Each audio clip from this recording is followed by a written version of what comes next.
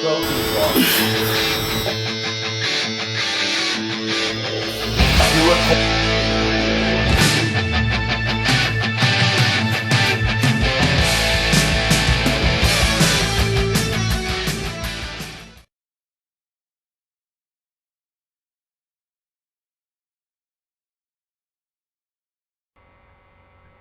As you get older, and you've been in this powerlifting game for some decades, you tend to reflect back and ask yourself what really is important. You know, you look at your titles and your wins, your records, and all your accomplishments, and you know what's really important. And I think it's been who you've helped along the way to learn powerlifting, to learn bodybuilding, nutrition.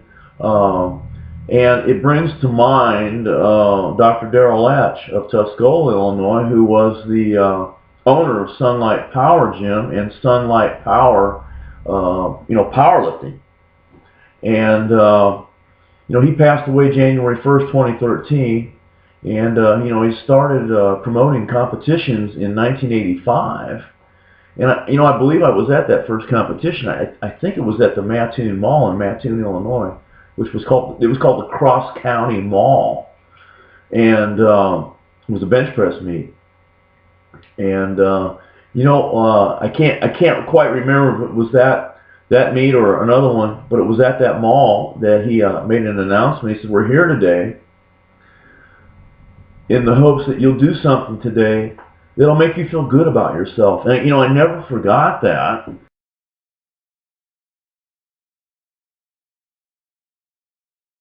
So Darrell, he took this concept to the point where he would actually stop a meet and walk up and help a kid who was, green, show him the proper form, because, a kid might be failing in his attempts, and, restart the meet.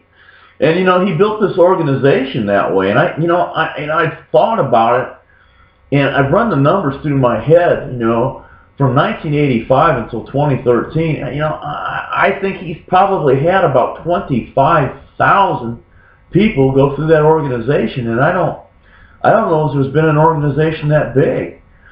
I don't think any of them could come close. So what he did was important, to powerlifting, in the United States. It's you can't be critical of the guy, I know that his judging was considered loose initially, but Powerlifting USA magazine would not accept his results in order to calculate their statistics for the year, but in their rankings. But eventually they did. He took note of that, and then he clamped down on his judging, and he got very strict.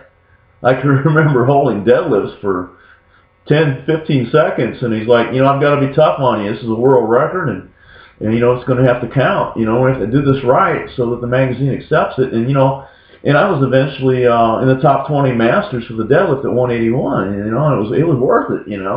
But he did correct that. So there's still people that are critical of him, but they may not be aware of that happening.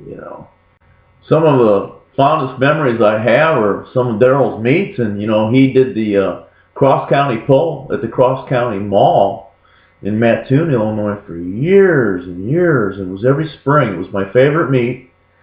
And he kept the Illinois State deadlift.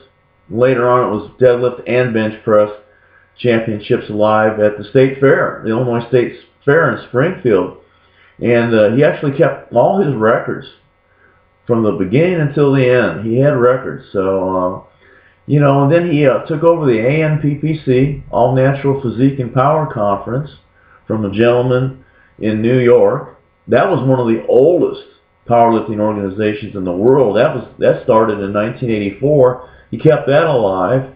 We had the ANPPC World Cup and the Nationals every year.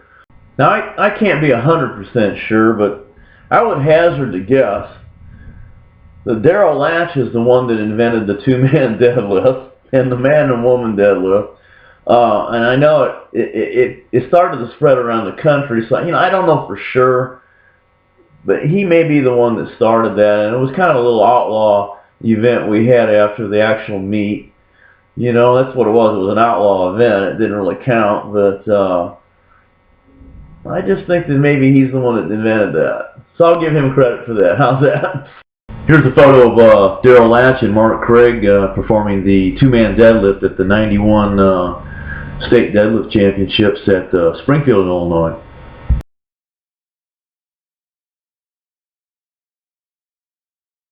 Darrell had a lot of success in Illinois, promoting meets, and eventually, he purchased a van and a trailer, and some equipment was donated. I know Ivanko sent him a bar and some plates, and then he ended up with a Forza bench, and so he started to travel and promote meets, and he traveled as far south as Florida and as far north as Wisconsin.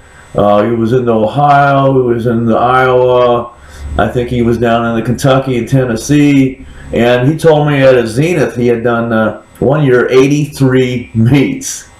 Now think about that. I used to promote probably on the average of 3 competitions a year, and it was a lot of work.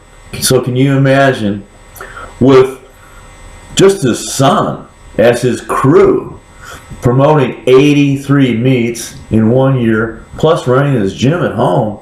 He made money, but what kind of life is that? So, the guy was really dedicated, and you got to give him credit for that. He touched a lot of lives, This photo of Darrell was taken at the Cross County Mall in Mattoon, Illinois, when he hosted the 1994 Fall Bench Press Deadlift Championships.